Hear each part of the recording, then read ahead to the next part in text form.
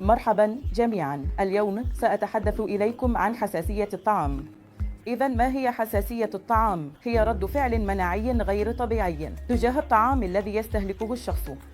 فعندما يتناول الشخص نوعا من الطعام يتعرف الجسم عليه كأنه مسبب للمرض، لذلك يحاول مهاجمته وإزالته من الجسم.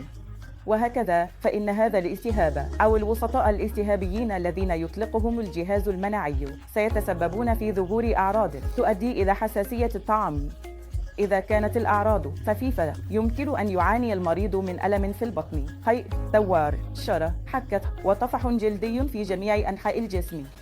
ولكن إذا أدى إلى رد فعل شديد يسمى ذلك بالصدمة التحسسية، ويمكن أن يعاني المرضى من تشنج قصبي، وهذا يعني صعوبة في التنفس، انخفاض في تشبع الأكسجين، زيادة في معدل ضربات القلب، انخفاض في ضغط الدم، تورم في الشفاه، تورم في اللسان، احتقان في الحلق أو فقدان الوعي. لذلك عندما يأتي مريض إلى الطوارئ مع أي من هذه الأعراض، نحن الأطباء نقوم بتشخيص الحالة سريرياً، ونبدأ في استخدام شيء يسمى حقن الإبينفرين أو مضادات الهستامين أو استيرويدات.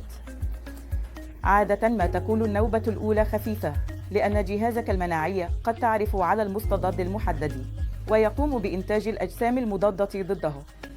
ولكن عندما تستهلك نفس المادة الغذائية مرة أخرى يكون الجسم مستعداً بالأجسام المضادة ويهاجمها فوراً، مما يؤدي إلى رد فعل كبير يمكن أن يكون مهدداً للحياة. أفضل طريقة لتجنب مثل هذه التفاعلات هي تجنب الطعام، المادة الغذائية المحددة تماماً، وبعد ذلك يمكنك الذهاب إلى الطوارئ والحصول على العلاج من الطبيب. هناك بعض الاختبارات التي يمكن أن تساعدك في تحديد المادة الغذائية المسببة للحساسية التي تعاني منها.